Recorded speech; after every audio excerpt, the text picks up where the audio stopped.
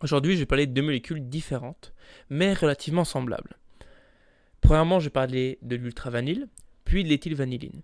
Je vais aborder différents points comme les notes qu'on peut sentir, le temps qu'elles durent, sur le papier notamment, les recommandations IFRA, et finalement, je vais venir un peu sur une comparaison des prix des fournisseurs. L'ultravanille est relativement difficile à utiliser, et ce pour plusieurs raisons. La première étant ses notes. Elle a au début, comme la plupart des vanilles, une note assez agréable, voilà, de vanille, assez crémeuse, assez agréable en fait à sentir.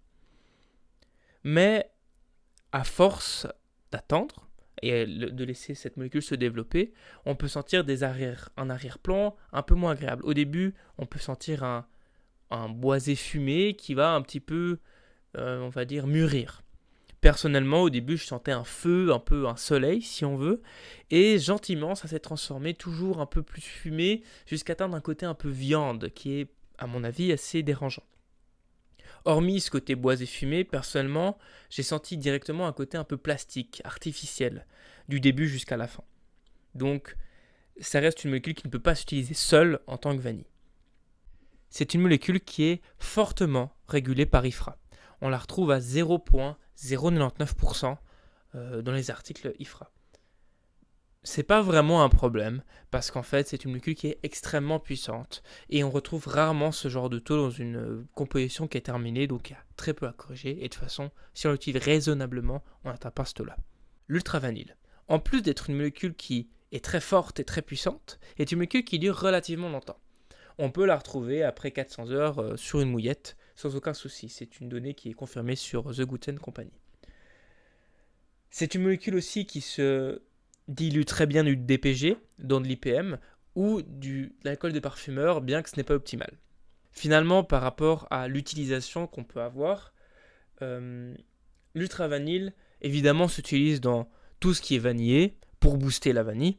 Donc, par exemple, les fruités, si on utilise la vanille dans un fruit, dans les chyprés, dans les ambrés, dans les vanillés, tout simplement. Et il y a une autre utilisation assez spécifique. Alliée à l'isobutane, elle permet d'atteindre un peu une note de tête, alors que la vanille est principalement composée de notes qui sont en fond. On peut, grâce à l'isobutane, en avoir quelque chose un peu plus tôt dans la formulation et donc en note de tête, ce qui peut être très intéressant dans certaines formules. L'éthylvanilline est quand même une note qui est bien plus facile à utiliser que l'ultravanille. Ça pour une raison très simple, en fait la vanille qu'on peut sentir est beaucoup plus classique. Qu'est-ce que je veux dire par là? C'est que quand on sent vraiment une vanille, gourmande, chaleureuse, un peu laiteuse. Moi, je sens au fond quand même un côté un peu synthétique, plastique, qui peut être dérangeant, mais qui pour moi n'est pas aussi flagrant qu'avec l'ultra vanille. Du côté de la réglementation, on a une chance, c'est qu'IFRA ne réglemente pas ces molécules. Aucun amendement ne vise l'éthylvanilline. Cependant, je recommande quand même une utilisation à 0,1%, qui est bien plus que suffisant pour cette molécule. C'est à nouveau une molécule qui est relativement puissante. Donc elle ne nécessite pas beaucoup pour se faire remarquer dans une formule et il faut évidemment pas en mettre beaucoup justement. Il y a des témoignages sur internet de personnes qui en ont trop mis et en fait ça devient moins soluble dans l'alcool et on peut revoir des cristaux apparaître dans le mélange. Et le seul conseil qu'on peut donner c'est en mettre 10, 30 fois moins tout simplement. Donc il faut vraiment en mettre un paquet pour le voir, mais ça sert à rien simplement. Selon TGCS, l'éthylvanilline dure jusqu'à 400 heures sur un Senstrip, une mouillette. Et selon Parfumers World, ça peut durer jusqu'à 600. Personnellement, je peux confirmer 400, 600, j'imagine que c'est bon. Au mieux, c'est de diluer dans du DPG. L'IPM aussi, personnellement, je l'ai fait aussi dans de l'alcool de parfumeur. Ça marche très bien, sans trop de soucis. Et petit conseil au niveau de la conservation, évidemment, c'est dans un endroit plutôt frais, pas au chaud, à l'abri du soleil et dans un endroit qui n'est pas humide, au sec. Et ça peut durer jusqu'à 2 ans sur une étagère correctement euh, entreposée. Étant plus simple à utiliser, on retrouve évidemment l'éthylvanilline dans un peu plus d'applications. Donc partout on retrouve une vanille, c'est-à-dire dans les vanillés, dans les gourmands, dans les fougères un peu orientaux ou chyprés, ou dans les fruités, pourquoi pas, pour donner une touche un peu crémeuse derrière.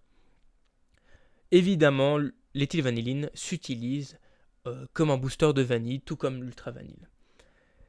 Je devrais recommander une analyse, une découverte à 10% ou moins. Trop pourrait évidemment rendre un peu le nez fatigué et on sentirait moins les nuances. Donc en comparaison, l'ultravanille va avoir un côté un peu plus fumé boisé et va se retrouver restreinte par IFRA, alors que l'éthylvanilline, elle, va être un peu plus classique et va pouvoir se retrouver dans un plus grand nombre d'applications, mais n'aura pas du coup ces facettes qui peuvent être intéressantes de l'ultravanille. Comme vous pouvez le voir juste ici, je vous ai fait un petit tableau récapitulatif de fournisseurs potentiels. Évidemment, je ne parle pas en termes de qualité et je ne parle que en prix brut du flacon, pas d'import, ni de frais, etc. Donc, l'ultravanille, c'est assez intéressant. Moins d'utilisation, donc moins disponible, évidemment. On la retrouve plus souvent chez Harrison Joseph ou chez Fretteworks. Donc, voilà, si vous en avez besoin, vous savez où regarder.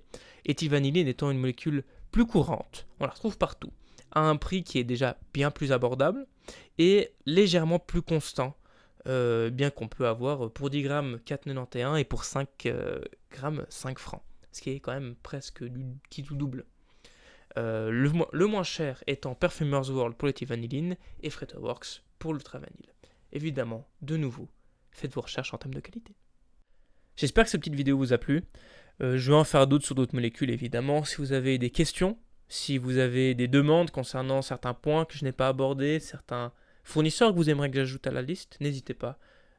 Je ferai les modifications nécessaires pour la prochaine fois.